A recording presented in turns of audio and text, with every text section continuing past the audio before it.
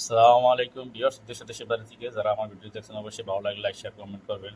আসলে উম, এই দুনিয়াতে যে বর্তমানে পরিস্থিতি, যে টাকার সাপোর্ট যে দিতে পারে সেই ভালো কিছু খুঁজে দিতে পারে, যে টাকা দিতে পারে না সে ভালো কিছু খুঁজেও দিতে পারে না। ঠিক আছে। আর বাহিরের ব্যাপারটাই এমন আর কি, যে যতই আপনজন হোক টাকা পয়সা যদি আপনার সাপোর্ট করতে পারে, সে মনে করবেন আপনি ভালো একটা বিষয়ও দিতে পারবে। আর বাকি সব যে বিষয়গুলো আসলে যাচাই বাছাই করে আসা উচিত। বাকি সব বোনের ভিডিওটি দেখলেই বুঝতে পারবেন। আমি একজন সৌদি প্রবাসী।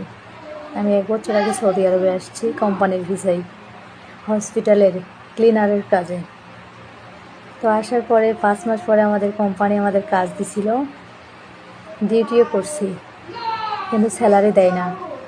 স্যালারি তো এমনিতেই কম 700 রিয়াল। তো এটাতে আপনি খাবেন কি আর বাংলাদেশে দিতেন কি? আমি 2,20,000 টাকা খরচা করে সৌদি আরবে আসছি। শুধু 2,20,000 টাকা আমার দালালেই নিছে আমার থেকে। তো আমি তো মধ্যবিত্ত পরিবারের একজন মানুষ। আমি যদি বড়লোক হইতাম তাহলে তো বিদেশে আসতাম না।